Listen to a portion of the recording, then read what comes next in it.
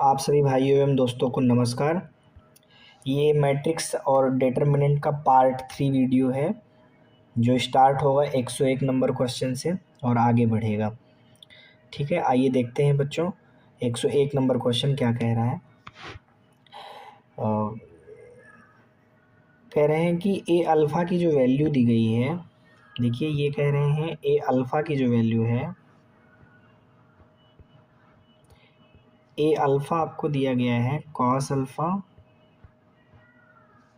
Sine alpha minus sine alpha cos alpha. ठीक है, कह रहे हैं which one of the following is not true, इसमें से कौन सा ट्रू नहीं है। देखिए अगर इसी तरह हम ए बीटा की वैल्यू निकालें, ठीक है, ए बीटा, तो जहाँ जहाँ अल्फ़ा है दोस्तों वहाँ वहाँ बीटा रख दीजिए। तो ये cos beta sine beta minus sine beta cos beta. ठीक है, अब आप जो है कह रहे हैं कि कौन सा ट्रू नहीं है, तो आप इसमें ऑप्शन वेरीफाई करा लीजिए, hit and trial method. A alpha और ए बीटा की वैल्यू उठा के चारों ऑप्शन में रख दीजिए। जहाँ पर एलएचएस और आरएचएस बराबर नहीं आएगा आप क्लियर कर लीजिए कि वो आपका ट्रू नहीं है। फिलहाल ज़रा आप यहाँ पे एक बात ध्यान से देखिए कि ये जो ए अल्फ़ा बराबर ए अल्फ़ा का इन्वर्स दिया हुआ है, ज़रा ए अल्फ़ा का इन्वर्स निकालिए ज़रा। ये जो ए अल्फ़ा दिया गया है अगर आप इसका एडजॉइंट निकालते हैं, ठीक है, तो एडजॉइंट क्या आएगा, आप इन दोनों की पोजीशन को क्या करेंगे, चेंज कर देंगे, है ना। मतलब कास अल्फ़ा यहाँ जाएगा और कास अल्फ़ा यहाँ आएगा और इसमें दोनों में माइनस से गुणा कर देंगे जो बाकी के बचे हैं, तो ये प्लस साइन अल्फ़ा हो जाएगा। ठीक है, अब डिटरमिनेंट ए अल्फ़ा ज़रा निकालिएगा दोस्तों। डिटरमिनेंट ए अल्फ़ा जब निकालेंगे तो कास कास कास स्क्वायर हो जाएगा, माइनस एक पहले से लगा है, एक माइनस बाद में लगेगा, minus minus plus sine square alpha, ये 1 हो जाएगा। अब आप ज़रा देखिए अगर हम ए अल्फ़ा का इन्वर्स निकालते हैं दोस्तों, ए अल्फ़ा का इन्वर्स, तो ये हो जाएगा 1 अपान डिटरमिनेंट ए जिसकी वैल्यू कितनी है 1, और एडजॉइंट ए, तो एडजॉइंट ए यहाँ पे साइन अल्फ़ा है और यहाँ पे क्या है माइनस साइन अल्फ़ा, यहाँ कास अल्फ़ा और यहाँ कास अल्फ़ा। ठीक है, अब ध्यान से देखिए क्या ए अल्फ़ा का inverse cos alpha minus sine alpha sine alpha cos alpha, क्या देखिए ए अल्फ़ा का जो इन्वर्स है, इक्वेशन नंबर 2 और इक्वेशन नंबर 1। ठीक, अब ध्यान से देखिए ए अल्फ़ा का मान और ए अल्फ़ा इन्वर्स का मान क्या दोनों बराबर आया, कतई बराबर नहीं आया। तो from first and second equation हम ये कह सकते हैं A alpha not equal to A alpha का इन्वर्स। ठीक है, और ऑप्शन नंबर डी में ज़रा देखिए इसका उल्टा बोल रहा है ना, तो इसलिए ये वाला ऑप्शन आपका करेक्ट हो जाएगा। कह रहे हैं कौन सा एलएचएस और आरएचएस बराबर नहीं है किसमें, तो वो ऑप्शन नंबर डी में एलएचएस आरएचएस बराबर नहीं हो सकता। ठीक है, ये आपका ट्रू नहीं है। चलते हैं हम लोग दोस्तों अपने अगले क्वेश्चन 102 नंबर क्वेश्चन की ओर। यहाँ पर देखिए सीधे सीधे आप क्या करेंगे, ऑप्शन वेरीफाई करा लेंगे, ऑप्शन को उठा के क्वेश्चन के अंदर रखेंगे, एक्स वाई जेड की वैल्यू जो सेटिस्फाई कर देगा वही वाला ऑप्शन सही हो जाएगा। समय न गंवाते हुए आप ज़रा सी वाला ऑप्शन इसके अंदर रखिए। देखिए ज़रा सी वाला ऑप्शन जो है ये आप ज़रा क्वेश्चन में रखिए, ज़रा देखिए सेटिस्फाई हो रहा है। 3 × 1 माइनस 2 × 2 प्लस 3 × 1, देखिए ये 8 आया क्या,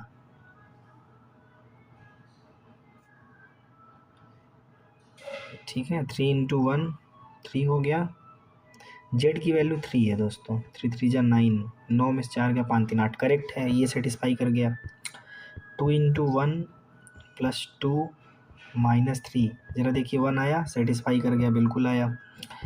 4 × 1 3 × 2 2 × 3, देखिए 4 आया, हाँ आया, ए भी सेटिस्फाई कर गया। ऑप्शन नंबर सी करेक्ट हो गया दोस्तों।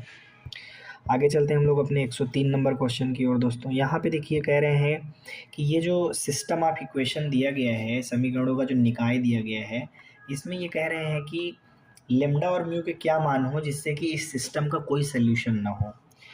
तो देखिए सॉल्व करने के लिए तो इसका बहुत बड़ा सोल्यूशन आएगा, बट आप अगर नॉर्मली इसमें क्लास 10th वाली मेथड लगाने की कोशिश करें, देखिए ये क्वेश्चन नंबर फर्स्ट है, बोलिए हाँ भाई, x plus 2y plus 3z equal to 10,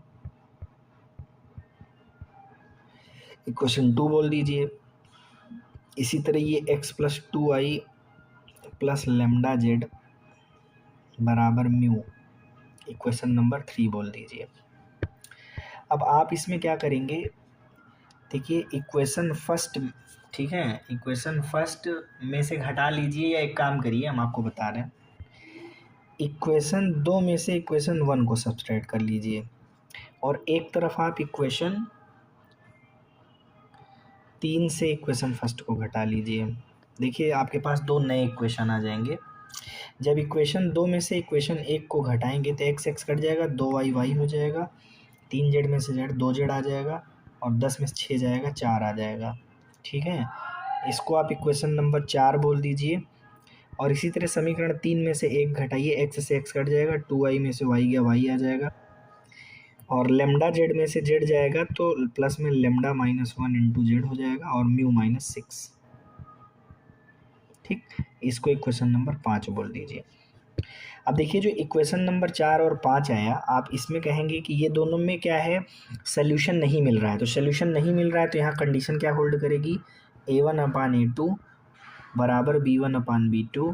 भाई इन दोनों, ये दोनों लाइनें लीनियर इक्वेशन इन 2 वेरिएबल को रिप्रेजेंट कर रही हैं, इक्वेशन 4 और इक्वेशन 5, और कह रहे हैं कि सोल्यूशन नहीं मिल रहा है सिस्टम का, तो सिस्टम का सोल्यूशन नहीं है, तो a1/a2 बराबर b1/b2 not equal to c1/c2 की कंडीशन लगा दीजिए।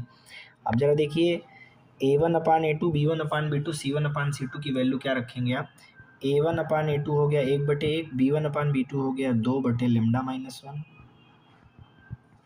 But not equal to c1/c2 4/μ-6।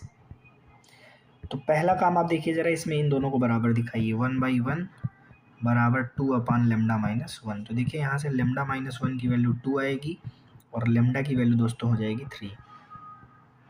ठीक, एंड इसी तरह से देखिए 2/λ-1 की वैल्यू आप दिखाएंगे नॉट इक्वल टू 4/μ-6।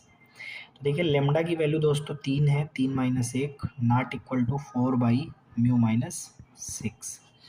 अब आप जरा देखिए, 3 में से 1 गया तो 2 से 2 कट जाएगा, 1 not equal to 4 divide by μ-6। Cross multiply कर लीजिए, μ-6 नॉट इक्वल टू 4, तो यहाँ से आप जरा देखिए म्यू नॉट इक्वल टू 10 आ गया। ठीक है, तो mu not equal to 10, lambda equal to 3। अगर ये है तो फिर सिस्टम का कोई भी, ये देखिए यहाँ पे ऑप्शन नंबर बी आपका करेक्ट हो गया, मतलब लेमडा बराबर 3 और म्यू नॉट इक्वल टू 10 के लिए ये जो सिस्टम है नो सोल्यूशन होगा, मतलब इसका कोई भी सोल्यूशन नहीं निकलेगा। ठीक है, बढ़िया क्वेश्चन था। चलते हैं हम लोग अपने अगले नंबर क्वेश्चन में, 104 नंबर क्वेश्चन की ओर दोस्तों। देखिए 104 नंबर क्वेश्चन के अंदर आपसे कह रहे हैं x+2 ये डिटर्मिनेंट का मान निकालना है। तो इसमें सबसे पहला काम आप एक काम करिए, इसमें कुछ ऑपरेशन लगा दीजिए। ऑपरेशन दोस्तों आप क्या लगाएंगे जरा देखिएगा, ऑपरेशन आप इसमें यूज कर दीजिए दोस्तों। सबसे पहले आप इसमें इसके अंदर आप एक ऑपरेशन ये लगाइए कि R1 को तो सबसे पहला काम आप रिप्लेस कर दीजिए R2 माइनस R1 से, ठीक है, और R2 को रिप्लेस कर दीजिए R3 माइनस R2 से। जब आप ऐसा करेंगे दोस्तों तो देखिए आपके पास क्या आ जाएगा, देखिए यहाँ पे आपको रिजल्ट मिलेगा 2 3 4, ये ऑपरेशन लगा दीजिए। ठीक है, ये जो ट्रांसफॉर्मेशन है इसको यूज कर लीजिए। यहाँ मिलेगा 4 5 6, और यहाँ पर आपका R1 और R2 चेंज हुआ था, ठीक है, x+11, और यहाँ मिलेगा x+15। अब इसमें देखिए हम जो है क्या करेंगे, R2 को फिर से रिप्लेस कर देंगे 2R1 माइनस R2 के ट्रांसफॉर्मेशन से, मतलब ये वाला ऑपरेशन यूज करेंगे। तो देखिए ये ऑपरेशन यूज करने पे आपको डिटर्मिनेंट क्या मिलेगा, ऊपर तो 2 3 4 ही रहेगा, R2 चेंज हुआ है तो R2 हो जाएगा 0 1 2, और ये आपका वही रहेगा x+8 x+11 x+15। अब यहाँ पे ज़रा देखिए, अगर आप इसको एक्सपेंड कर देते हैं तो 2 को लेंगे तो अंदर आपको क्या मिलेगा, देखिए x प्लस 15 एक अन्नम x प्लस 15 -2 का मल्टीप्लाई हो जाएगा x प्लस 11 से। जीरो लेने का कोई फ़ायदा नहीं है दोस्तों, ठीक है, इसको लेने का कोई फ़ायदा नहीं है। अगला वाला आप टर्म ले लीजिए प्लस x प्लस 8 और ये हो जाएगा 3 इंटू 2 माइनस 4 इंटू 1। ठीक है, अब आप इसको पूरा सॉल्व कर लीजिए। अब जब आप इसको पूरा सॉल्व करेंगे तो ये आपका 2 into x plus 15 minus 2x minus 22 और ये हो जाएगा x प्लस 8 और मल्टीप्लाई में क्या हो जाएगा 2। अब यहाँ से दोस्तों जब आप इसको सॉल्व करेंगे तो ये -2x minus 14 plus 2x plus 16, तो ये टोटल आपका आ जाएगा, देखिए ये कैंसिल हो जाएगा, -14 प्लस 16 ये 2 बचेगा दोस्तों। तो यहाँ पे देखिए ऑप्शन नंबर ए आपका करेक्ट हो जाएगा। इस डिटरमिनेंट की वैल्यू कितनी है 2। अब दोस्तों हम आ जाते हैं अपने 106 नंबर क्वेश्चन की ओर। 106 नंबर क्वेश्चन देखिए क्या कह रहा है कि ए बी और ए सी बराबर हैं तो निष्कर्ष निकाल सकते हैं कि बी बराबर सी है। लेकिन ये कब निष्कर्ष निकलेगा, ध्यान दीजिए जब डिटरमिनेंट ए 0 ना हो। ठीक है, ऑप्शन नंबर बी। ये फैक्ट पे आधारित क्वेश्चन है, इसको याद रख लीजिए। अगर कभी भी दो आव्यूह का गुणनफल ए बी मतलब ए बी सी 3 आव्यूह हैं और ए बी और ए सी बराबर है, ठीक है, तो हम ये कह सकते हैं कि बी और सी बराबर होगा। लेकिन ये तब कह सकते हैं if determinant A not equal to 0 हो। ये फैक्ट पे आधारित है, इसका सीधे आप ऑप्शन टिक कर लीजिए। ठीक है, determinant A not equal to 0। अब देखिए हम दोस्तों आ गए अपने 108 नंबर क्वेश्चन की ओर। तो 108वां क्वेश्चन आपके सामने है। यदि ओमेगा इकाई का एक सम्मिश्र मूल है तो कह रहे हैं कि फिर इस सारणिक का मान बताइए। अच्छा, आपके दिमाग में एक चीज़ ये आ रहा होगा कि बीच में मैंने 2-4 क्वेश्चंस छोड़ दिए हैं ना, पार्ट 1, पार्ट 2 और पार्ट 3 वीडियो जब मैं बना रहा हूँ तो उसमें मैंने बीच में कुछ क्वेश्चंस जैसे 125 क्वेश्चन मान लीजिए टोटल मैं सॉल्व करवा रहा हूँ, तो उसमें बीच में मैंने 5-6 क्वेश्चन जो है क्या कर दिया है, लीप कर दिया है। और बाकी के जो 118, 119 क्वेश्चन है उनका सोल्यूशन मैंने आपको तीनों में प्रोवाइड करवा दिया है। लेकिन इसका ये अर्थ नहीं है कि जो मैंने क्वेश्चन लीव कर दिए हैं 5-6 उसको नहीं करवाऊंगा, उसको वीडियो के लास्ट में मैं अलग से बताऊंगा, क्योंकि वो 6 के 6 क्वेश्चन एक ही कॉन्सेप्ट पे आधारित हैं, तो उसको मैं अलग से बताना चाहता हूँ, इसलिए लीव किया हूँ। ठीक है, अब आइए देखते हैं दोस्तों हम लोग 108वां क्वेश्चन। देखिए इस क्वेश्चन में हम क्या करेंगे, यहाँ पे ट्रांसफॉर्मेशन लगाएंगे। क्या लगाएंगे ज़रा देखिए, R1 को हम यहाँ से रिप्लेस करेंगे friends R1 plus R2 plus R3 में। ठीक है, तो देखिए ये जो आपकी डिटरमिनेंट है ये कुछ इस तरह कन्वर्ट हो जाएगी, 2 minus 2i omega plus omega square, ठीक है, -1 और 2 ओमेगा स्क्वायर -2। ठीक, और बाकी ये 1 minus I -1 omega square -1 -i plus omega -1 ये आपका एज इट इज़ रहेगा। R2 और R3 हमने चेंज केवल R1 को किया है। अब आप ज़रा देखिए ये जो ओमेगा प्लस ओमेगा स्क्वायर है इसकी वैल्यू क्या हो जाएगी, -1। तो -1 और -1 टोटल यहाँ पर कितना लिखा हुआ है, -2 लिखा हुआ है, तो आप 2 ले लीजिए कॉमन। डिटरमिनेंट के अंदर बचेगा 1 माइनस आई, यहाँ -1 बचेगा और यहाँ ओमेगा स्क्वायर -1 बचेगा, और यहाँ पर आपका अगेन 1 माइनस आई है, यहाँ -1 आएगा, यहाँ ओमेगा स्क्वायर -1, यहाँ पे -i और यहाँ पे -i प्लस ओमेगा -1 और यहाँ भी -1। अब आप ज़रा देखिए यहाँ पे एक ट्रांसफॉर्मेशन में और लगाऊंगा। वैसे अब इसमें और ज़्यादा ट्रांसफॉर्मेशन लगाने की ज़रूरत नहीं है। अगर आप बहुत ध्यान से देख रहे हैं तो यहाँ पे देखिए क्या है कि जो R1 वाली रो है और जो R2 वाली रो है वो आइडेंटिकल हो गई, सेम हो गई। तो कोई भी दो पंक्ति के अगर अवयव समान हो जाएं तो डिटर्मिनेंट की वैल्यू 0 हो जाती है दोस्तों, इसलिए इस पूरे डिटर्मिनेंट की वैल्यू क्या आएगी, 0 आएगी दोस्तों। तो यहाँ पे आपका ऑप्शन नंबर डी करेक्ट हो जाएगा। अब हम लोग आ गए दोस्तों अपने 109 नंबर क्वेश्चन में। 109 नंबर क्वेश्चन में दोस्तों इफ़ ए बराबर कह रहे हैं एक्स वाई जेड और बी की वैल्यू इतनी है एंड सी की वैल्यू इतनी है, तो कह रहे हैं ए बी सी कितना होगा। तो देखिए ए बी सी की वैल्यू निकालने के लिए हमको क्या करना पड़ेगा, जैसे मान लीजिए हमको ए बी सी निकालना है, तो सबसे पहले हम एक्स वाई जेड लिख ले रहे हैं, ए लिख दिया। अब बी ज़रा देखिए क्या है, A H G H B F G F C and C कितना है, सी फिर से एक्स वाई जेड है।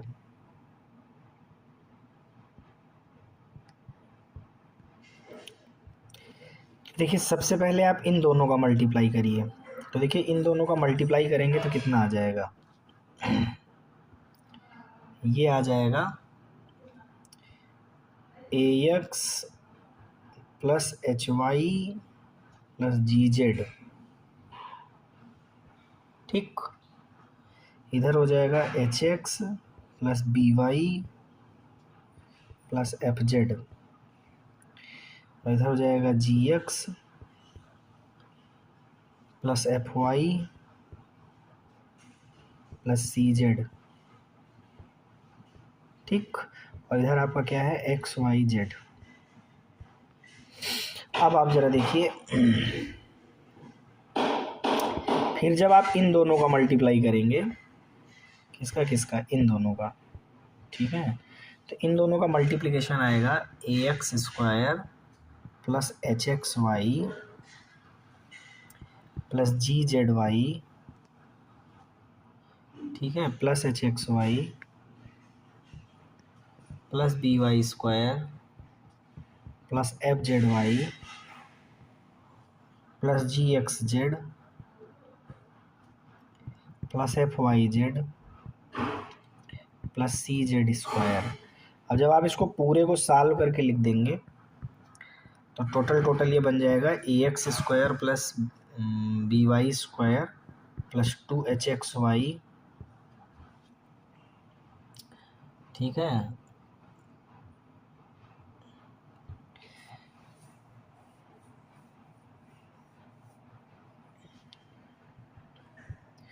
प्लस सी जेड स्क्वायर, ठीक है, plus 2 GX Z plus 2 FY Z, ये इतना आ जाएगा। अब यहाँ पे देखिए आपका ऑप्शन नंबर कौन सा करेक्ट हो जाएगा, तो ये आपका जो है, ये आपको कहाँ मिल रहा है, ये आपको ऑप्शन नंबर सी में देखने को मिल रहा है दोस्तों, A X square B Y square C Z square 2HXY 2GZ, हाँ ठीक है, ऑप्शन नंबर सी करेक्ट हो गया दोस्तों। आगे चलते हैं दोस्तों, यहाँ पे हम अगला क्वेश्चन नंबर हमारा जो है 110।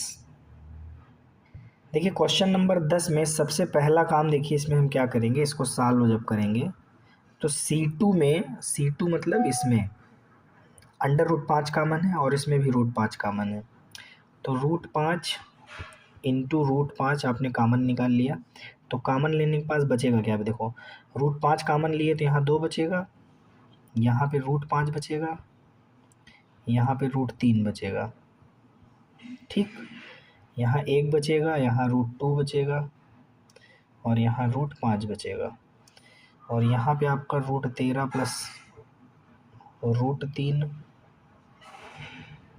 ठीक है, √3। इसी तरह यहाँ पे आपका √15 प्लस √26, 3 प्लस √65। अब आप ज़रा देखिए जब इसको सॉल्व करेंगे आगे तो √5 मल्टीप्लाई होकर दोस्तों 5 हो जाएगा, ठीक है, और डिटर्मिनेंट के अंदर क्या बचेगा, √13 प्लस √3 2 1 √15 प्लस √26, ठीक है, और यहाँ पे √5, यहाँ पे √2, और यहाँ पे आपका कितना हो जाएगा दोस्तों, 3 प्लस √65 और √3 √5, ठीक है। आगे दोस्तों जब आप इसको सॉल्व करेंगे तो आपको क्या मिलेगा ज़रा देखिए, 5, देखिए √13 और प्लस √3 को लेंगे, ठीक है, ये √3 है, और मल्टीप्लाई करेंगे जब, ठीक है, ये वाला एलिमेंट लेंगे तो आपका इन दोनों का मल्टीप्लाई और इन दोनों का मल्टीप्लाई होगा, तो आपका अंदर बचेगा 5 माइनस √6। इसी तरह मैं ले करके कर दे रहा हूँ, आप ध्यान दीजिएगा, आप कर लीजिएगा, √75 प्लस √130 -3 √2 और माइनस √130, ठीक है। आगे इसी तरीके से जब आप लेंगे तो आपको प्लस में मिलेगा √45 प्लस √78 -3 √5 माइनस √325, ठीक। और जब आप इस पूरे को सॉल्व करेंगे दोस्तों, तो सॉल्व करने पे टोटल जो आपका बचेगा वो मैं आपको डायरेक्ट लिख दे रहा हूँ। अब ये थोड़ा सा आप इसको कर लीजिएगा, ठीक है, यहाँ पे वीडियो लंबी हो जाएगी अगर मैं पूरा बताऊँगा तो। 5√3 √6 -5, ये आपका फाइनल आंसर बन जाएगा। तो 5√3 √6 और -5, ये आपको ऑप्शन नंबर बी में दिख रहा है दोस्तों। तो ऑप्शन नंबर बी आप क्या कर लीजिए, करेक्ट कर लीजिए, ठीक है। प्रैक्टिस सेट है दोस्तों, इसको आपको सॉल्व करना चाहिए, मेहनत करनी चाहिए। ये क्वेश्चन आपके आ सकते हैं परीक्षाओं में, क्योंकि प्रीवियस ईयर में आए हैं, कभी भी रिपीट हो सकता है। आप जरा देखिए, कह रहे हैं the value of determinant is given below, इसकी वैल्यू क्या होगी। तो सिंपल है, आप इसको नॉर्मली सीधे सॉल्व कर लीजिए। आप देखिए 1 लेंगे तो 3 दूनी 6, 1 एकन्नम 1 -2, अब आपने 2 लिया, ठीक है, तो देखिए ये और ये कट जाएगा, 2 दूनी 4, 3 एकन्नम 3। डिटरमिनेंट सॉल्व करना आप सब लोगों को आता होगा, 11-12 में तो आप लोग पढ़े ही होंगे ना, कक्षा 11-12 पढ़े हैं ना, अब कक्षा 11-12 पढ़े हैं तो उसमें डिटरमिनेंट सॉल्व करना सिखाया गया होगा ना। तो डिटरमिनेंट आप सॉल्व करिए, ये और ये चला जाएगा, 2 एकन्नम 2, 3 त्रिका 9, अब 6 में से गया 5, 4 में से 3 गया -2 और -7 त्रिक 21। तो आप ज़रा देखिए, ये आपको -18 मिलेगा। ऑप्शन नंबर बी दोस्तों यहाँ करेक्ट हो गया। अगला क्वेश्चन हमारा दोस्तों है 112 नंबर क्वेश्चन। आइए देखते हैं इसको, ये क्वेश्चन कैसे सॉल्व होगा। देखिए सबसे पहला काम हम इस क्वेश्चन के अंदर क्या करेंगे दोस्तों, यहाँ पे एक ऑपरेशन यूज कर लेंगे हम। यहाँ पे दरअसल R1 को रिप्लेस कर लेंगे, और कैसे रिप्लेस करेंगे, R1 + R2 + R3 से, ठीक है। तो देखिए आपको मिलेगा क्या, ये आपको मिलेगा 3x + लैम्डा, यहाँ भी आपको मिल जाएगा 3x + लैम्डा, और यहाँ भी मिल जाएगा 3x + लैम्डा, ठीक है। R1 R2 R3 के एलिमेंट को जोड़ रहे हैं, R1 R2 R3, R1 R2 R3 के एलिमेंट को जोड़ दिया, और चेंज किसको किया था, R1 को। तो पहली वाली रो आपकी चेंज हो गई, दूसरी वाली वैसे ही रहेगी, और तीसरी वाली भी वैसे ही रहेगी, x x x + लैम्डा, ठीक है। यहाँ तक समझ आ गया दोस्तों। अब देखिए 3x + लैम्डा तो आप कॉमन ले सकते हैं ना, तो 3x + लैम्डा आप ले लीजिए कॉमन, ठीक है। और जब आपने 3x + लैम्डा कॉमन ले लिया तो ऊपर 1 1 1 x x + lambda x x x x + lambda, इतना बच जाएगा, है ना दोस्तों। अब आगे ज़रा इसको सॉल्व कर लीजिए दोस्तों। तो देखिए 3x + लैम्डा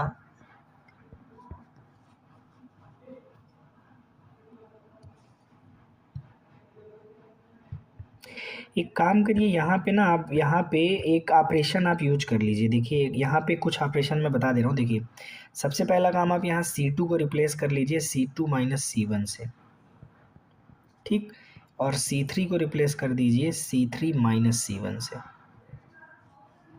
बात समझ आ रही है। नहीं आ रही है। C3 को रिप्लेस कर दीजिए C3 माइनस C1 से। तो चलिए करिए, 3x प्लस लेमडा आपने उतार लिया। अब यहाँ पे आपको करना क्या है, C2 में से C1 को, मतलब ये जो C2 है, ठीक है, इस C2 में से आपको क्या करना है, इस C1 को सब्सट्रैक्ट करना है। तो 1 में से 1 गया 0, x प्लस लेमडा में से x गया तो केवल लेमडा बचेगा, x में से x गया 0।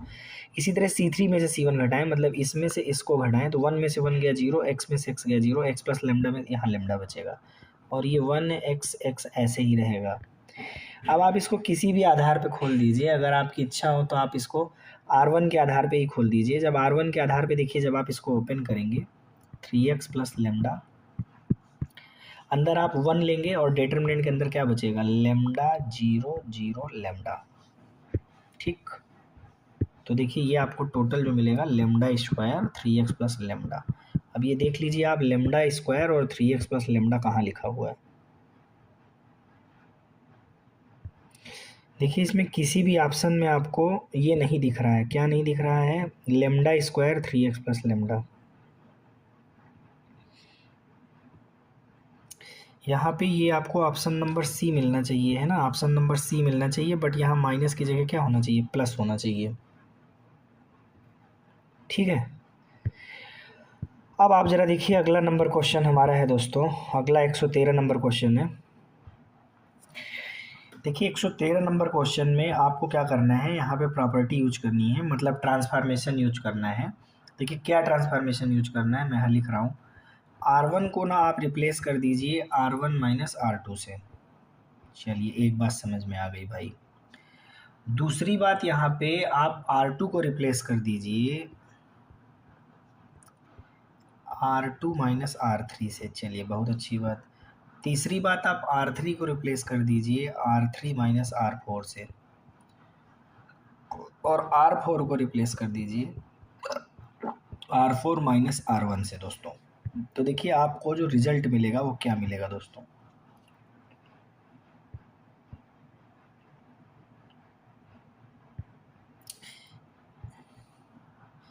देखिए रिजल्ट आपको मिलेगा a minus B, a minus B, a minus B, a minus B, ठीक है, b minus C, b minus C, b minus C, b minus C, c minus A, c minus A, c minus A, c minus A, और यहाँ मिलेगा d minus A, d minus A, d minus A, d minus A.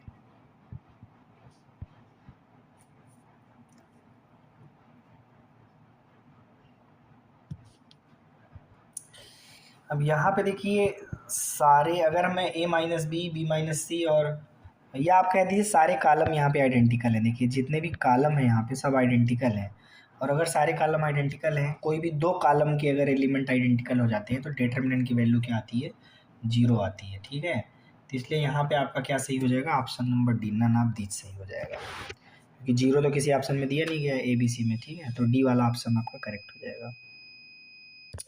अब चलते हैं हम लोग अपने अगले क्वेश्चन की ओर दोस्तों। अगला क्वेश्चन हमारा 114 नंबर क्वेश्चन है। इसमें कैले हैमिल्टन थ्योरम यूज करनी है। देखिए इसमें आपको कैले हैमिल्टन थ्योरम लगानी है, कैले हैमिल्टन थ्योरम। कैले हैमिल्टन थ्योरम कहती है दोस्तों, ए में से लेमडा आई घटा के उसका डिटरमिनेंट 0 के इक्वल दिखा दो। ठीक है, तो लेमडा में आपको एक इक्वेशन मिलेगी, और लेमडा में जो इक्वेशन मिल रही है अगर उसको ए सेटिस्फाई करता है तो कैली हैमिल्टन थ्योरम क्या हो गई, लागू हो गई। तो फिलहाल हमको सिर्फ सेटिस्फाई करा करके, क्योंकि यहाँ प्रयोग करना है तो इसका मतलब सेटिस्फाई कर रही होगी। ठीक है, तो सेटिस्फाई करा के आपको ए square minus 5a plus 7i का मान बताना है। ठीक है, तो देखिए ए माइनस लेमडा आई का सीधा मतलब होता है कि जो डायगोनल एलिमेंट है उसमें से लेमडा घटा दो। तो देखिए डायगोनल एलिमेंट यहाँ पे 3 और 2 हैं, तो इनमें से आपको लेमडा सब्सट्रैक्ट कर देना है, बाकी सारे एलिमेंट वैसे ही रहेंगे बराबर में 0। अब आप ज़रा देखिए 3 माइनस लेमडा का जब 2 माइनस लेमडा से आप गुणा करेंगे, और साथ ही साथ माइनस, और इस -1 और 1 का गुणा करेंगे तो -1 बराबर में कितना आया, 0 आया दोस्तों। ज़रा इसको सॉल्व कर लीजिए दोस्तों। तो 3 दूनी 6 minus 3 lambda -2 lambda plus lambda square और माइनस माइनस 1। देखिए आपके पास लेमडा स्क्वायर -5 लेमडा और प्लस 6 1 7 बराबर कितना आ रहा है 0। फिलहाल आपसे वैल्यू कितना पूछा है, ए स्क्वायर -5 है प्लस 7 है। अब जरा देखो इसको ए क्या करेगा, सेटिस्फाई करेगा। तो ए सेटिस्फाई करेगा तो ए स्क्वायर -5 है प्लस 7 बराबर कितना आया, 0 आया। तो इसी की वैल्यू शायद पूछ भी रहा था। ठीक है, तो -5 है प्लस 7 आई, ये जो 7 है इसको 7 आई भी आप लिख सकते हैं, लिखने का तरीका होता है ये। ठीक है, बराबर में 0, तो इसकी वैल्यू मेरे भाई आपकी 0 आ रही है। 0 मतलब zero matrix, option number B correct हो गया। अगला क्वेश्चन दोस्तों आपके सामने है 115 नंबर क्वेश्चन। कक्षा 12 की विधि से जैसे आप इसको डिटर्मिनेंट को क्या करते हैं, एक्सपेंड करते हैं, है ना, एक्सपेंड करते हैं ना, तो एक्सपेंड कर सकते हैं, या फिर आप इसमें एक ट्रांसफॉर्मेशन यूज कर सकते हैं। और वो ट्रांसफॉर्मेशन क्या है दोस्तों, R1 को आप रिप्लेस कर दीजिए R1 - 10R2 से। ठीक है, तो यही डिटर्मिनेंट आपको कुछ ऐसी मिल जाएगी, 29 27 29 27 5।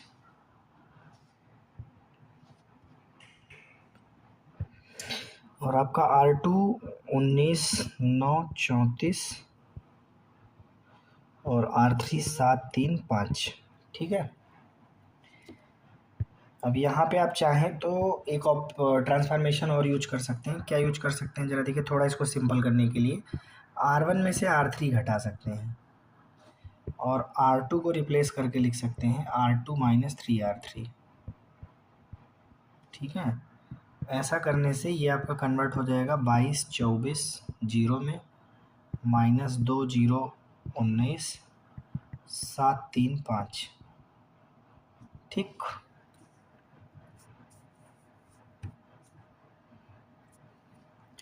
अब आप ज़रा देखिए इसमें आप 2 ले सकते हैं कामन, किसमें, ऊपर वाले में। तो जब 2 कामन आएगा तो ये ऊपर हो जाएगा 11 12 0 -2 0 19 7 3 5। ठीक है, अब आप ज़रा देखिए R2 में आपको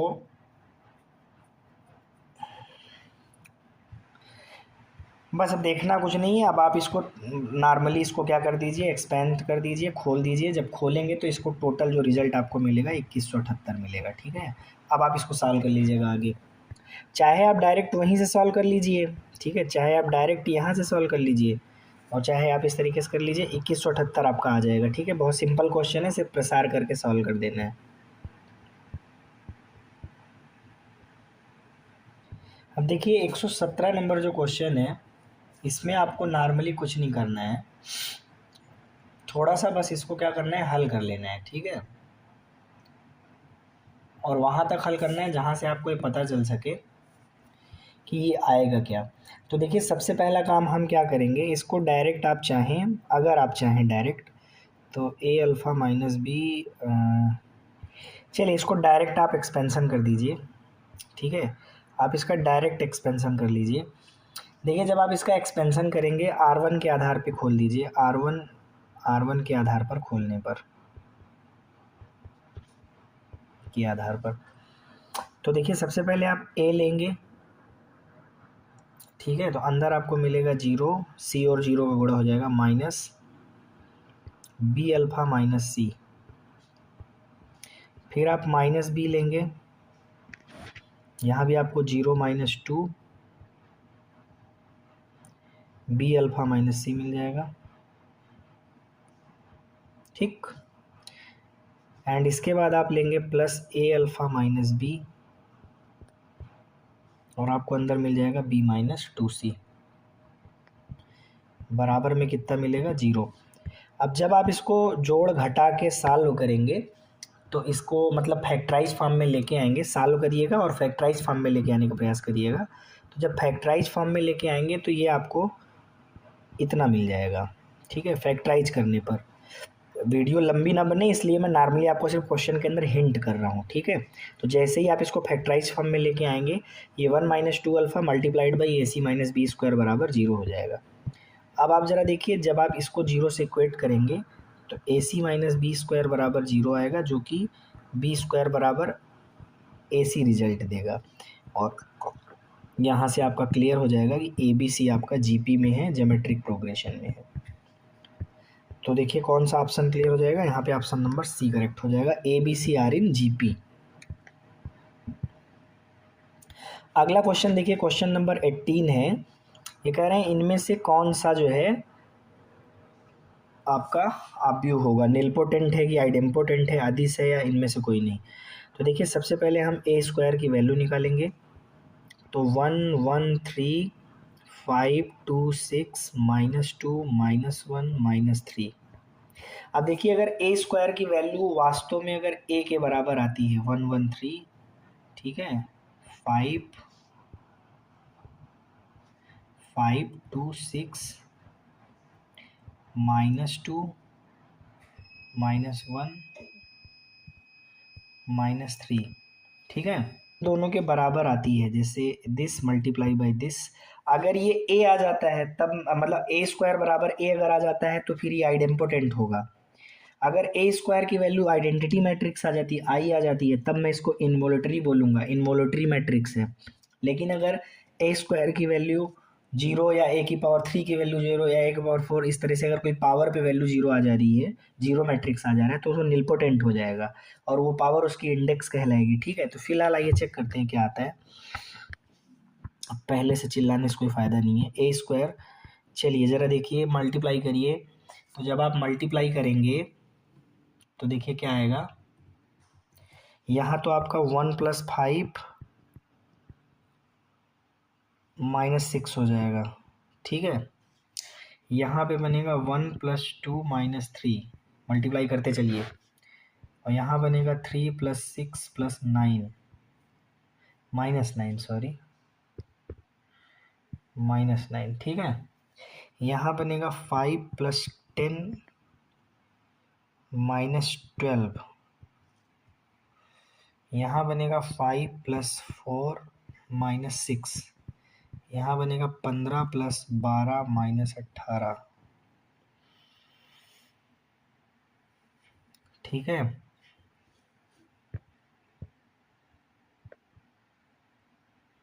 और यहाँ पे आप ज़रा देखिए -2 -5 + 6, यहाँ -2 -2 + 3, यहाँ -6 + 9।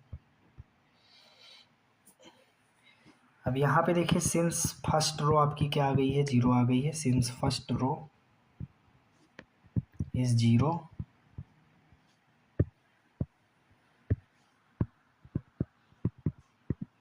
ठीक है, but A not equal to 0, ठीक है। तो यहाँ से आपको ये निलपोटेंट की कंडीशन है, लेकिन इसमें जो है एक चीज़ इसमें लेकिन और भी है ना, कि ए स्क्वायर फर्स्ट रो 0 आ रही है, लेकिन फर्स्ट रो 0 होने से ए स्क्वायर की वैल्यू तो 0 नहीं हो रही ना। नहीं, ये ऐसा नहीं है। देखो, ना तो ये निलपोटेंट की कंडीशन को फॉलो कर रहा है और ना ही ये आइडेम्पोटेंट की कंडीशन को फॉलो कर रहा है। कहने का मतलब ये है, आप इसको यहाँ से इतना हटाइए। सिंपल सी बात आपको दिमाग के अंदर ये नोट करके रखनी है कि ए स्क्वायर की जो वैल्यू है ना, जो ए स्क्वायर की वैल्यू है वो यहाँ पे देखिए 0 मैट्रिक्स नहीं आई है, ठीक है। आप ए क्यूब निकालिए तब भी आपका देखिए 0 मैट्रिक्स नहीं आ रहा है ना। तो देखो यहाँ पे एक चीज़ ये ध्यान देनी है, निलपोटेंट हम तब कहते हैं जब ए की पावर m क्या आ जाए 0, ए की पावर m क्या आ जाए 0 मैट्रिक्स। और आइडेम्पोटेंट मैट्रिक्स हम तब कहते हैं, आइडेम्पोटेंट तब कहते हैं जब ए स्क्वायर की वैल्यू ए आ जाए। तो फिलहाल यहाँ दोनों नहीं आ रही है ना। आप ए क्यूब निकाल के देख लीजिए, अगर जो है 0 आ रहा है तब फिर आप निलपोटेंट लगा दीजिए। अगर ए की पावर 4 अगर 0 आ रहा है तब भी निलपोटेंट हो जाएगा। मान लीजिए ए की पावर 3 0 नहीं आया, ए की पावर 4 0 आ रहा है, तो निलपोटेंट लगा दीजिए, मतलब ए की पावर m अगर 0 बन रहा है तो निलपोटेंट है। अब आप इसको चेक कर लीजिएगा।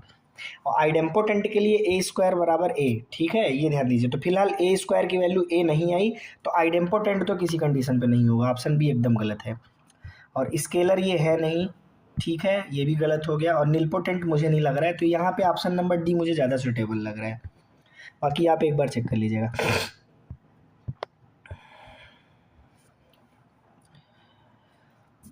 The ratio of the determinant, अब ये जो दोनों डिटरमिनेंट हैं इनका रेशियो कितना आएगा। देखिए इस क्वेश्चन के अंदर मोटा मोटा आप ये हिसाब लगा लीजिए कि जब आप A B A plus B 1 B C B plus C 1 C A C plus A 1, ठीक है। मोटा मोटा आप ये समझिए कि जब आप इसको जो है एक्सपेंड करेंगे, एक्सपेंड करके सॉल्व करेंगे, ठीक है, ऑपरेशन वगैरह लगा के या जैसे भी आप सॉल्व करने का मन करे, या तो आप जो है ट्रांसफॉर्मेशन करके कर लीजिए या फिर सीधे एक्सपेंड करके सॉल्व कर लीजिए। तो जब सॉल्व करेंगे तो इसका रिजल्ट दरअसल आएगा a minus B minus C minus A, ठीक है, बात समझ आ गई। एंड बिल्कुल इसी तरीके से जब आप 1a स्क्वायर 1b स्क्वायर और 1c स्क्वायर, इसको आप चाहे एक्सपेंड करके लगा लें या ट्रांसफॉर्मेशन, रो ट्रांसफॉर्मेशन या कॉलम ट्रांसफॉर्मेशन से सॉल्व करेंगे, तो इसकी वैल्यू भी एज इट इज़ उतनी ही आएगी जितनी ऊपर वाले की आई थी, ठीक है। मतलब इसका भी a minus B minus C minus A ही रिजल्ट आएगा। सॉल्व करके देख लीजिएगा, ठीक है। तो अगर दोनों का रेशियो देखें तो जब दोनों का रिजल्ट सेम है तो दोनों का रेशियो क्या हो जाएगा, रेशियो हो जाएगा 1:1, कट जाएगा ना, बात समझ आ गई। तो यहाँ पे आप ज़रा देखिए ऑप्शन नंबर सी क्या हो जाएगा, करेक्ट हो जाएगा। अब आपके दिमाग में एक बात ये आ रही होगी कि सर इसको एक्सपेंड करके दिखा दीजिए। देखिए 11 12 आप पढ़े हुए हैं, उतना आपको करना आना चाहिए, ठीक है, तो वो आप करिए। मैंने क्वेश्चन के अंदर यहाँ पे हिंट कर दिया कि ये ऐसे लगेगा। और 119 के बाद अब हम आ जाते हैं 120 नंबर क्वेश्चन की ओर। 120 नंबर क्वेश्चन में सीधे सीधे ए इन्वर्स पूछ रहा है, तो इसको आप नॉर्मली लगा सकते हैं। देखिए ए आपको पता है, आप डिटरमिनेंट ए और निकाल लीजिए। तो 5 दूनी 10, 3 एकन्नम 3, दो बना कितना 1/7। और एडजॉइंट ए निकालने की ट्रिक मैंने आपको बार बार बताई है कि 2 और 5 का पोजीशन चेंज कर दीजिए, तो ये 5 और 2 हो जाए, बाकी में माइनस का मल्टीप्लाई कर दीजिए, ठीक है। अब यहाँ पे देखिए ए इन्वर्स निकालने का फार्मूला होता है 1 डिटरमिनेंट ए 5 -1 -3 2। अब देखिए ये जो ए इन्वर्स है दोस्तों, ये 1/7 5 -1 -3 2। तो 5 -1 -3 2 और 1/7 ये आपको ऑप्शन नंबर बी में दिख रहा है, ठीक है। तो ऑप्शन नंबर बी यहाँ पे दोस्तों करेक्ट हो गया। आगे चलते हैं दोस्तों, हम लोग 120 के बाद 121 नंबर क्वेश्चन की ओर दोस्तों आगे बढ़ते हैं।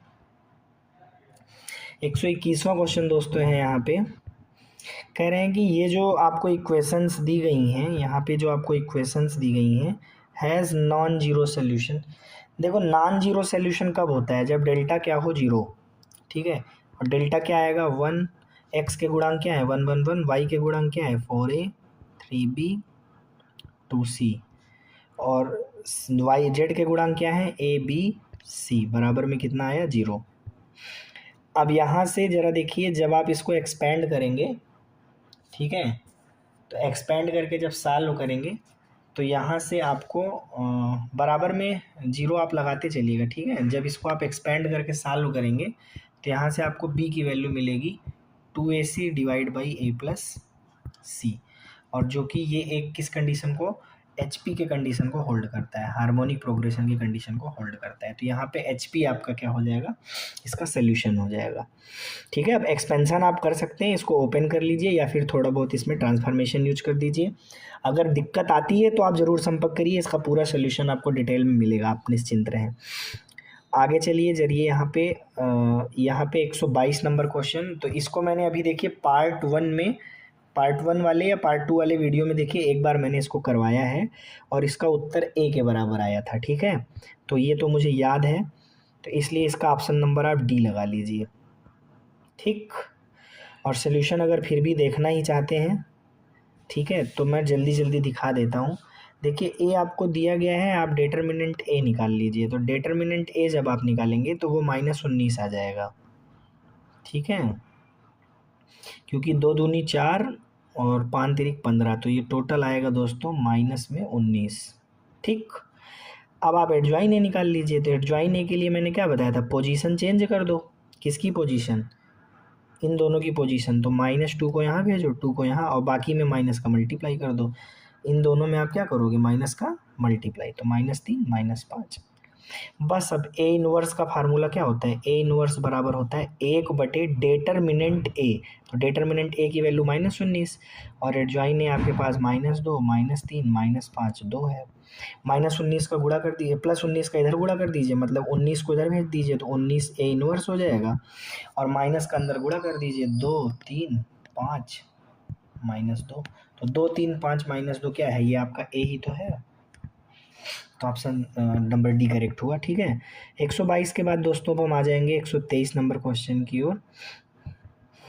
देखो 123 नंबर क्वेश्चन है, कह रहे हैं कि एडजॉइन आप 2i की वैल्यू बताइए। एडजॉइंट ऑफ 2i की वैल्यू बताइए। तो फिलहाल एक फार्मूला हमने पढ़ा है ना, क्या पढ़ा है, एडजॉइन के आई अगर पूछा जाए तो ये ऑलवेज बराबर होता है k की पावर n-1 इंटू आई के। तो यहाँ से देखिए 2 की पावर क्या हो जाएगा, p। ठीक है, 2 की पावर क्या हो जाएगा, p, और इंटू आई। मतलब ये चीज़ आपको क्वेश्चन के अंदर यहाँ मेंशन की गई है, और फार्मूला ये होता है। तो अब आप यहाँ देखिए p और n-1, ठीक है, तो p बराबर क्या आया, n-1। कंपेयर कर दीजिए दोनों को, तो p बराबर क्या हो जाएगा, n-1।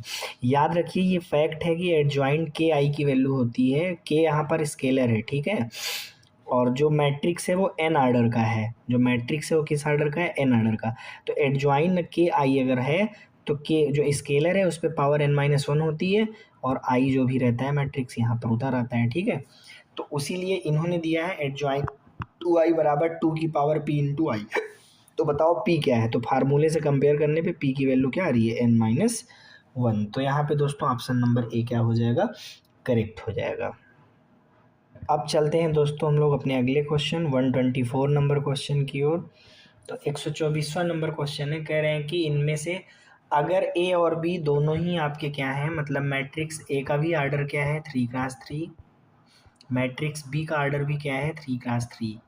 If A and B are 3x3 matrices, तो कह रहे हैं, और यहाँ पे ये भी है कि डिटर्मिनेंट 0 नहीं है। तो कह रहे हैं which of the following is true. पहला वाला कह रहे हैं माड ए बी 0 है, तो आप कह सकते हैं कि माड बी 0 है। माड ए बी 0 है तो आप कह सकते हैं माड बी 0 है। और ऑप्शन नंबर सी कह रहे हैं कि अगर ए प्लस ए, हाँ तो ठीक है, देखिए ऑप्शन नंबर ए इसमें ज़्यादा सूटेबल है। अगर माड ए बी की वैल्यू 0 है तो हो सकता है ऐसा हो कि माड बी क्या है, 0 है।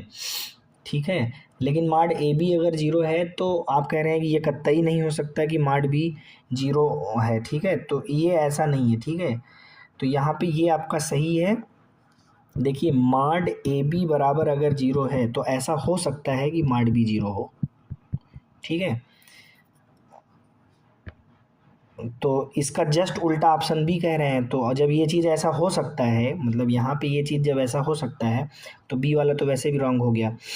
और ऑप्शन नंबर सी तो बिल्कुल ऑपरेशन ही इसका अलग तरीके से दे दिया है ना, क्योंकि अगर a प्लस ए है मतलब मॉड के अंदर 2a है, तो आप जानते हैं जो स्केलर होता है उस पर पावर चढ़ती है जितना आर्डर होता है मैट्रिक्स का, 3 और डिटर्मिनेंट है, तो 2 क्यूब डिटर्मिनेंट ए होना चाहिए था, लेकिन यहाँ 2 डिटर्मिनेंट है। ये भी गलत हो जाएगा, ये भी गलत हो जाएगा। तो फिलहाल आपका ऑप्शन नंबर ए दोस्तों क्या है, करेक्ट है। ठीक है, अब चलते हैं हम लोग दोस्तों अपने अगले क्वेश्चन की ओर। तो अगला क्वेश्चन हमारा दोस्तों 125 नंबर क्वेश्चन है, और 125 नंबर क्वेश्चन में कह रहे हैं कि माड ए क्यूब बराबर 125 है। तो देखो माड ए क्यूब को हम लिख सकते हैं डिटर्मिनेंट, मतलब ए क्यूब के डिटर्मिनेंट को लिख सकते हैं डिटर्मिनेंट ए का क्यूब बराबर 125। ठीक है, बात समझ आ रही है। यहाँ से आप यही कहेंगे ना कि डिटर्मिनेंट ए क्या आया, 5 आया। तो देखिए यहाँ से आपने ये कहा, अब डिटर्मिनेंट ए आप निकालिए। तो देखिए डिटर्मिनेंट ए आपके सामने है, डिटर्मिनेंट ए 5 आया है। तो देखिए यहाँ पे दोस्तों जो है डिटर्मिनेंट ए निकाले तो हम, इस क्वेश्चन में मिसप्रिंट हुआ है दोस्तों, यहाँ पे आपको 0 और 0 होना चाहिए, ठीक है। 0 0 होगा तब आपका ये डिटर्मिनेंट ए बनेगा, ए स्क्वायर माइनस 0 बराबर 5। और यहाँ से ए बराबर आपका निकल के आएगा प्लस माइनस रूट 5। और ये जो आपका ऑप्शन नंबर डी है, ये ऑप्शन नंबर डी ऐसा होना चाहिए, प्लस माइनस रूट 5। अब आपका क्वेश्चन करेक्ट हुआ, ऑप्शन नंबर डी करेक्ट हो जाएगा दोस्तों।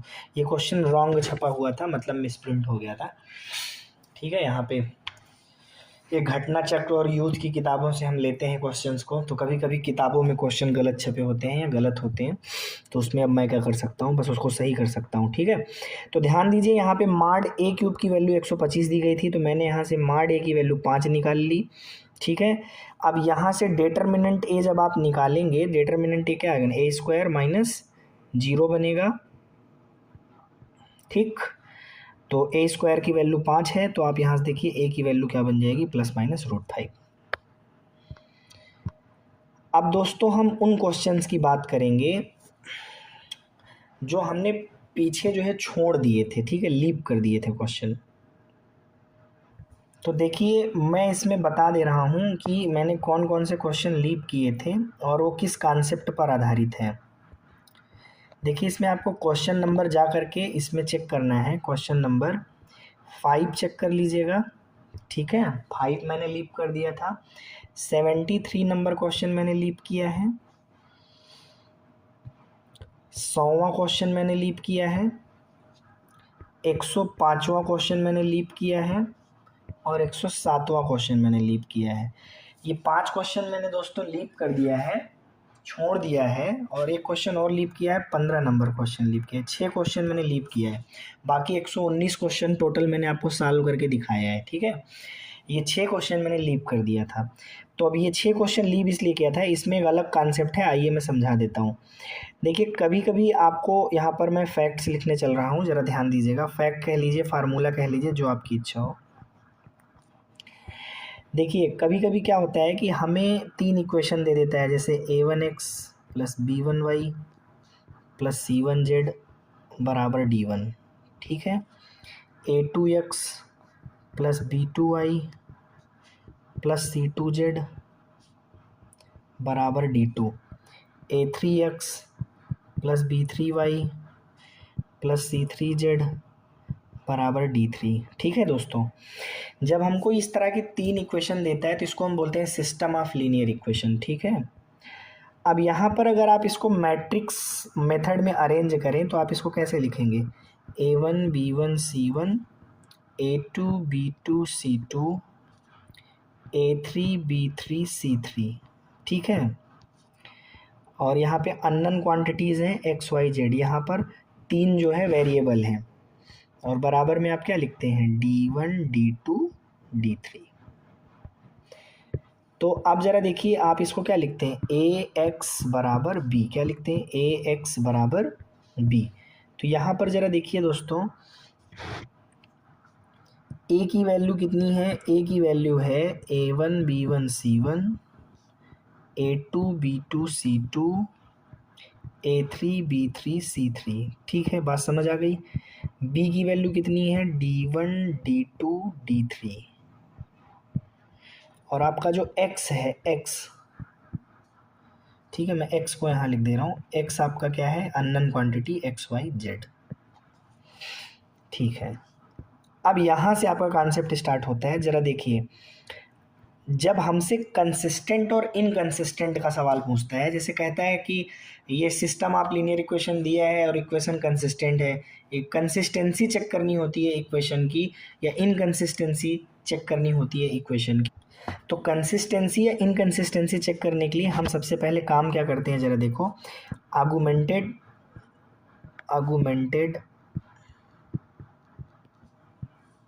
मैट्रिक्स लेते हैं। इसको आप बोलते हैं सी। ये बनाएंगे कैसे ज़रा देखिए भैया, इसको आप बनाएंगे ऐसे, ए वाली मैट्रिक्स लिख लीजिए, ए और बी, मतलब ये जो दोनों मैट्रिक्स है कौन कौन सी, ए वाली और बी वाली, इन्हीं दोनों को मिला देंगे तो आपकी सी वाली मैट्रिक्स बन जाएगी, जिसको आप आर्गुमेंटेड मैट्रिक्स कहते हैं। A1 B1 C1 A2 B2 C2 A3 B3 C3, ठीक है। और इसका आप पार्टीशन कर लीजिए जिससे आपको क्लियर रहे कि ये ए है और बी वाला क्या था, D1 D2 D3, ठीक। अब यहाँ पर ज़रा ध्यान से सुनिएगा, पहला पॉइंट ये है, ठीक है, कि अगर यहाँ पर ध्यान दीजिए, अगर इफ रैंक ए, मतलब ए का रैंक और रैंक सी के बराबर आ जाए, मतलब ये जो आपका मैट्रिक्स ए है इसकी रैंक और ये जो मैट्रिक्स सी है आर्गुमेंटेड मैट्रिक्स, इसकी रैंक, अगर ये दोनों की रैंक बराबर आ जाए तब आप दोस्तों कहते हैं कि इक्वेशन क्या है, कंसिस्टेंट है, संगत है, कंसिस्टेंट इक्वेशन है, ठीक। और अगर कंसिस्टेंट इक्वेशन है, ठीक है, और साथ ही साथ आप ज़रा देखिए रैंक के रैंक सी बराबर आए और मान लीजिए वो एन के बराबर आ जाए, एन का मतलब number of variable, number of variable, number of variable का मतलब यहाँ कितने वेरिएबल हैं, एक्स वाई जेड, 3 वेरिएबल हैं, ठीक है, बात समझ आ गई। तब फिर आप कहते हैं ऐसी कंडीशन में आपको यूनिक सोल्यूशन मिलेंगे, कैसे कंडीशन मिलेंगे, यूनिक सोल्यूशन मिलेंगे। एंड यहाँ से दूसरी बात दोस्तों निकल के ये आती है कि ऐसा हो सकता है कि मान लीजिए आपने रैंक निकाली, किसकी रैंक, आपने ए की निकाली, आपने रैंक ए की निकाली और रैंक सी की निकाली आर्गुमेंटेड मैट्रिक्स की, ठीक है, वो दोनों बराबर तो आई लेकिन एन से छोटी है, एन से छोटी मतलब जितने वेरिएबल है, मान लीजिए 3 वेरिएबल हैं और रैंक जो है वो 3 से छोटी आ रही है, तो ऐसी कंडीशन में आप याद रखिएगा इक्वेशन कंसिस्टेंट तो होगा, कंसिस्टेंट तो होगा लेकिन इन्फानाइट मेनी सोल्यूशन आएगा, ठीक है, यहाँ पे इन्फानाइट सोल्यूशंस आएंगे, इन्फानाइट सोल्यूशन एग्जिस्ट करेंगे। और तीसरी कंडीशन दोस्तों ये थी कि इफ़ रैंक ए और rank C is not equal to each other, मतलब रैंक ए और रैंक सी दोनों बराबर ना आए, ऐसा भी हो सकता है। तो अगर रैंक ए और रैंक सी बराबर नहीं आएंगे तो याद रखिएगा इनकंसिस्टेंट सोल्यूशन होगा, असंगत समीकरण होगा, इनकंसिस्टेंट होगा इक्वेशन। और अगर इनकंसिस्टेंट इक्वेशन है तो हमेशा याद रखिएगा दोस्तों यहाँ पे आपको नो सोल्यूशन की कंडीशन मिलेगी, मतलब एक भी सोल्यूशन नहीं मिलेगा। तो ये छोटा सा कॉन्सेप्ट है, अगर आपके दिमाग में बैठ जाता है तो फिर आप वो सारे क्वेश्चन फटाफट फटाफट क्या कर सकते हैं, सॉल्व कर सकते हैं। अब यहाँ पे देख लीजिए ये जो सी, जो आर्गुमेंटेड मैट्रिक्स है सी, वो कैसे मिला है, देखिए अननन, जो अननन क्वांटिटी हैं उनके कॉफिशिएंट, मतलब वेरिएबल के कॉफिशिएंट लिए हैं और कांस्टेंट टर्म लिए हैं, ठीक है। चलिए फिलहाल अब हम इस पर कुछ क्वेश्चंस लेते हैं। जैसे हमने सबसे पहले इसमें कौन सा क्वेश्चन छोड़ा था, तो हमने इसमें छोड़ा था दोस्तों क्वेश्चन नंबर 5, ठीक है। मैं 1-2 क्वेश्चन आपको करा दूंगा, बाकी के क्वेश्चन जो भी इसमें बचेंगे वो आप कर लीजिएगा।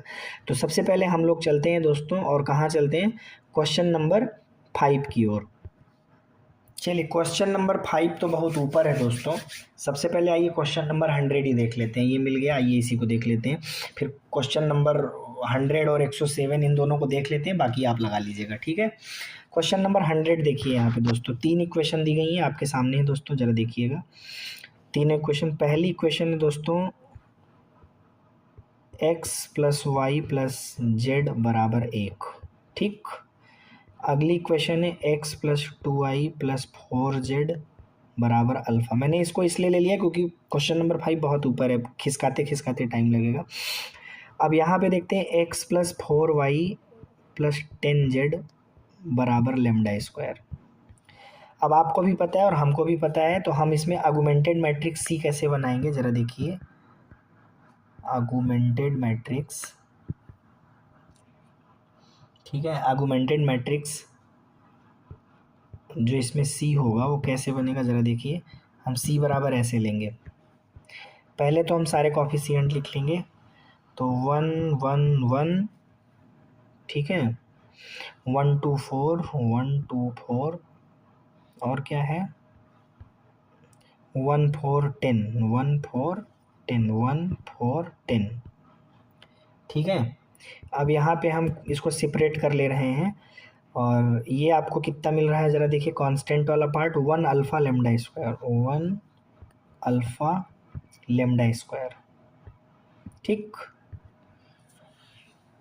अब देखिए ये आपकी 4x4 मैट्रिक्स है, ठीक है, ये क्या है 4x4 मैट्रिक्स, तो इसकी रैंक हम निकालेंगे। रैंक निकालने के लिए हम नॉन जीरो कॉलम देखेंगे, ठीक है। तो यहाँ पे देखो, इसको अपर ट्रायंगुलर मैट्रिक्स में सबसे पहले कन्वर्ट करना पड़ेगा, तो ये और ये जीरो होना चाहिए अपर ट्रायंगुलर मैट्रिक्स के हिसाब से।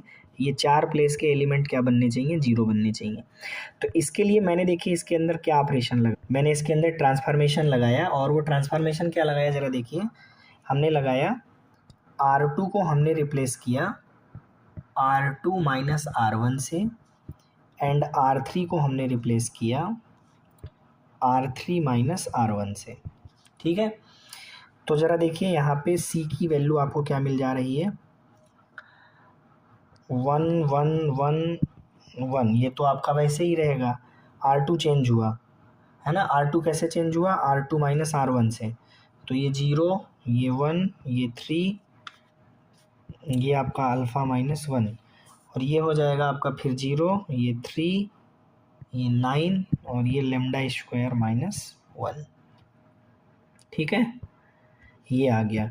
अब देखिए 2 प्लेस के एलिमेंट अभी आपको और जीरो करने पड़ेंगे, एक ये जीरो करना पड़ेगा, एक ये जीरो करना पड़ेगा, ठीक है। तो इसके लिए ज़रा देखिए हमने क्या ऑपरेशन लगा लिया, इसके लिए हमने ऑपरेशन लगा दिया, R3 को हमने रिप्लेस कर दिया R3 माइनस 3R2 से, ठीक है।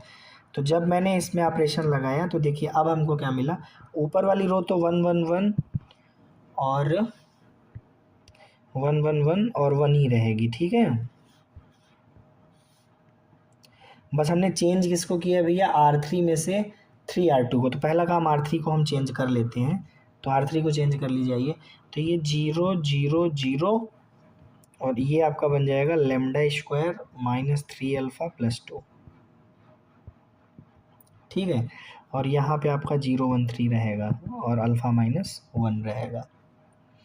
अब आप ज़रा देखिए कंसिस्टेंट इक्वेशन है, देखिए आपको क्वेश्चन में क्या दिया गया है, क्वेश्चन में दिया गया है कि ये जो तीनों सिस्टम ऑफ लीनियर इक्वेशन है, ये जो लीनियर इक्वेशन है ये कंसिस्टेंट है।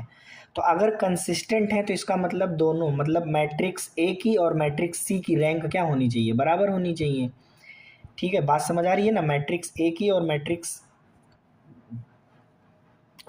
सी की रैंक क्या होनी चाहिए, बराबर होनी चाहिए। तो अब देखिए यहाँ पे, तो यहाँ पे मैंने कंडीशन लगा ली फॉर कंसिस्टेंसी, फॉर कंसिस्टेंट।